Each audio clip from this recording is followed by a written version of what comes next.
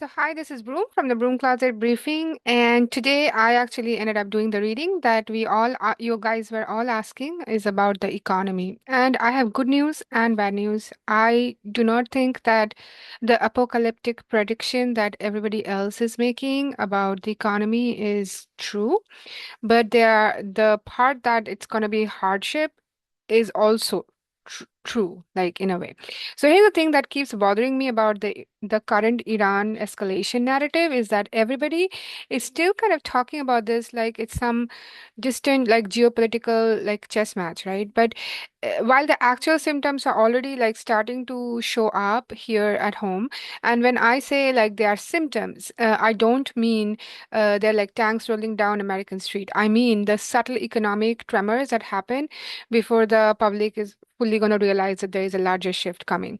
So, because historically, empires like never feel instability all at once. It leaks in through prices first, through emotional atmosphere first, through this strange feeling that everybody is suddenly like gonna start to budget harder while pretending they are not budgeting harder, like right. One day it's headlines about like shipping lanes and retaliation, and the next day your grocery receipt would be like like so big that you're like, oh my God, I didn't even buy that many stuff. Like, why is it so expensive? Then gas prices that we can already see starting to climb. They're climbing every single day. The traveling, the summer traveling that is coming up with the airline airfare is gonna go up. The utility cost will start creeping up again, and then delivery surcharges. Even if you order DoorDash, Grubhub, it's gonna appear out of nowhere, like raccoons sneaking into the economy. They're like something like that. So and what I keep seeing symbolically in these spread is, if you look at the cards, the rest of the reading is in my Substack in detail, is that there is so much preventable action that can happen even now. And it is also the fact that there is not an immediate collapse it's coming. I don't think it fully collapses, but it's pressure. It's definitely sustained pressure, and the kind that is going to change the public behavior and the psychology of the buyers before it changes like totally reality in the material world. So that's the important distinction we need to make. Modern economies are way more emotional systems as much as they are financial systems.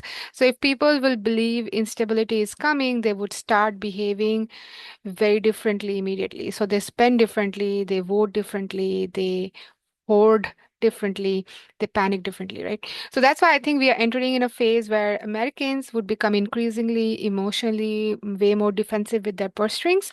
And you may start seeing people bulk purchasing more and delaying like larger purchases and then pulling back on luxury spending and focusing heavily on things that are absolutely necessary. Not because shelves are going to be completely empty. I'm never predicting that, okay? But because the collective nervous system can actually feel the volatility in the air.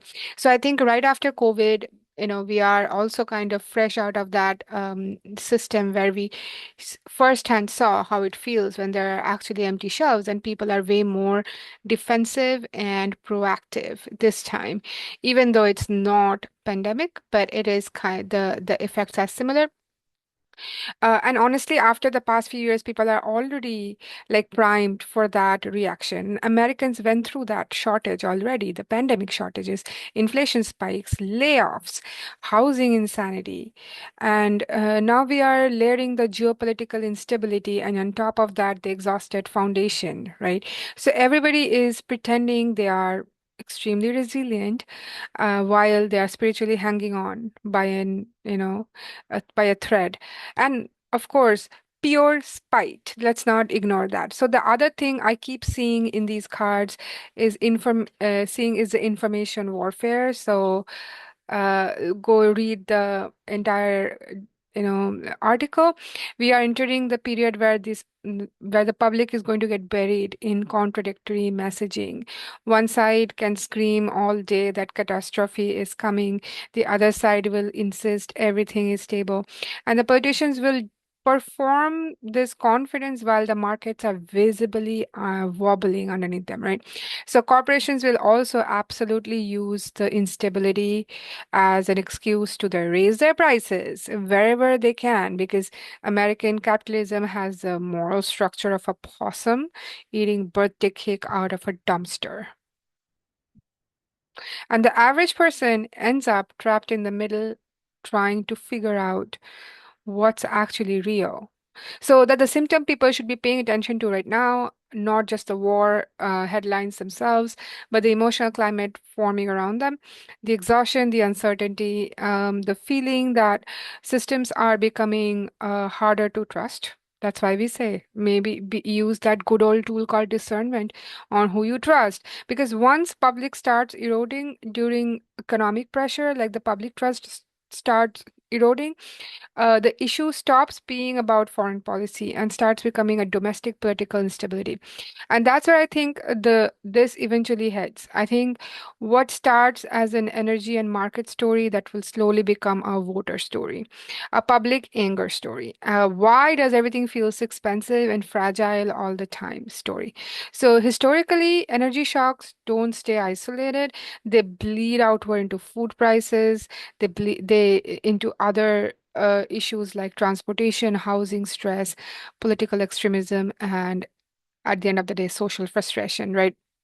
So, no, looking at these cards, I am not predicting doom. I'm not predicting the economic collapse.